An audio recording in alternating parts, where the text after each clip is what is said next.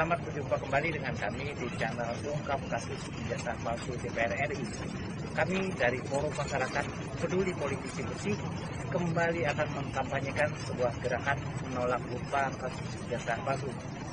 Seperti kampanye kami yang terdahulu, kami telah publikasikan adanya seorang pemalsu ijazah yang telah menjadi seorang politisi di Senayan. Sekarang kami akan melanjutkan dengan tema yang baru. Untuk itu, teruslah bersama kami di channel ini dan sebarkan semua informasinya kepada seluruh lapisan masyarakat. Semoga dengan tersebarnya informasi ini akan dapat mengungkap kembali kasus yang pernah hilang. Selanjutnya menjadi kewaspadaan warga Banua pada agenda pemilu demokrasi yang akan datang. Judul yang kami angkat hari ini adalah Lembaga DPR Tidak Bersih dari Pelaku Ijazah Palsu. Tersebutlah nama Muhammad Rifki Nizami Karsayuda. Dia seorang anggota DPR RI dari Provinsi Kalimantan Selatan. Saat ini dia beraktivitas di Komisi 2 DPR RI. Dia mempunyai sebuah perkara hukum yang belum dituntaskan oleh aparat penegak hukum dalam kasus tindak pidana pemalsuan ijazah. Walaupun telah ada laporan dari masyarakat, tetapi ada keengganan dari aparat penegak hukum untuk menuntaskan perkaranya. Sehingga kasusnya menggantung dan pelakunya telah menjadi anggota DPR RI. Dengan tidak terselesaikannya penegakan hukum kepada Muhammad Rifki Nizami Karsayuda, akhirnya dia dapat melenggang panggung pada ranah politik di lembaga DPR RI. Sungguh tidak sepantasnya pelaku pemalsu ijazah menjadi anggota DPR RI. Mengapa penegakan hukum bisa tidak berlaku pada diri Muhammad Rifki Nizami Karsayuda? Apakah dia mempunyai kekuatan kekebalan terhadap hukum? Kasus pemalsuan ijazah yang dilakukan oleh Muhammad Rifki Nizami Karsayuda ini sebenarnya sudah lama terungkap, di mana sudah dijelaskan oleh Rektor Universitas Lambung Mangkurat bahwa ijazah yang dipergunakan oleh Muhammad Rifki Nizami Karsayuda adalah tidak sah. Berikut kutipan video pemberitaan dari sumber Banjarmasin Post terkait pengungkapan ijazah palsu yang dilakukan oleh Muhammad Rifki Nizami Karsayuda. Sesi 2011-2012 di semester 2 itu yang bersangkutan diberhentikan sebab tidak mendaftar. Jadi masih informasi yang saya peroleh sudah menempuh seluruh mata kuliah. Nah, benar betul. Nah, ini sudah ujian tesis sudah ujian tesis, tapi ada pembetulan namanya istilahnya pembetulan. Tapi pembetulan itu tidak dihantar istilahnya, tidak disahkan oleh saudara Rifki, sehingga kemudian nah untuk pembetulan itu ada catatan bahwa yang bersangkutan harus menempuh yang disebut dengan kursus-kursus.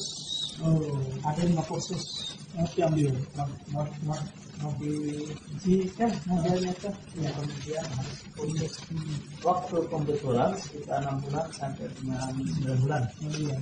Lalu kemudian ada 5 kursus yang harus diselesaikan untuk kalau sampai ujian tesis itu dianggap separuh. Separuh pengajian.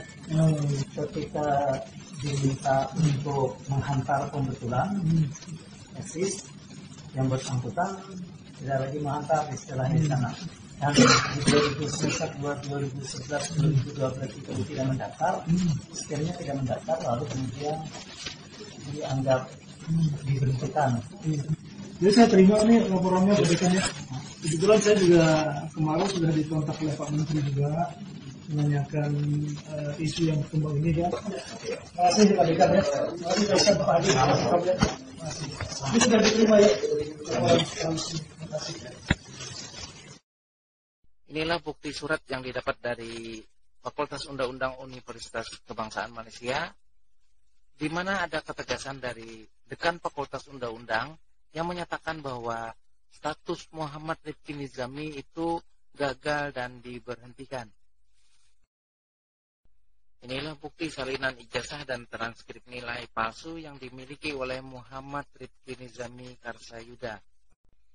Dengan mengklaim riwayat pendidikan S2 dari Universiti Kebangsaan Malaysia, dia juga sempat mengecoh pihak Universitas Brawijaya dan Kementerian Pendidikan Nasional dengan mendapatkan beasiswa dari negara untuk kuliah pada program doktoral ilmu hukum di Universitas Brawijaya. Selanjutnya kita perhatikan undangan ujian disertasi Muhammad Rifki Nizami Karsayuda. Dia sangat jelas di sini mencantumkan magister hukum yang diklaimnya didapat dari Universiti Kebangsaan Malaysia. Terungkapnya kasus ijazah palsu ini sudah jelas ditegaskan baik oleh Rektor Universitas Lempung Mangkurat maupun oleh Menteri Riset Teknologi dan Pendidikan Tinggi pada saat itu, di mana mereka telah menyatakan bahwa ijazah milik Muhammad Rifki Nizami Karsayuda ini adalah tidak sah dan palsu.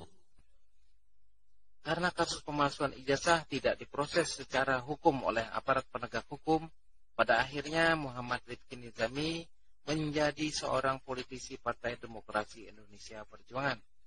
Pada pemilihan umum tahun 2019, dia mengikuti pemilihan umum dan terpilih sebagai anggota DPR RI di Senayan. Dikarenakan orang yang bersangkutan telah menjadi anggota DPR RI dan penegakan hukum atas pelaku ijazah tidak ada progres dari aparat kepolisian. Sudah saatnya kami sebagai warga yang mengetahui atas perbuatan tindak pidana pemalsuan ijazah tersebut melakukan aksi menolak lupa kasus ijazah palsu. Walaupun aparat penegak hukum tidak menuntaskan perkaranya, kami sebagai warga akan mengambil sikap mempublikasikan kembali bahwa lembaga DPR tidak bersih dari pelaku tindak pidana pemalsuan ijazah. Ikuti terus informasi di Facebook Utuh Banjar Berbicara dan channel YouTube Ungkap Ijazah Palsu DPR RI.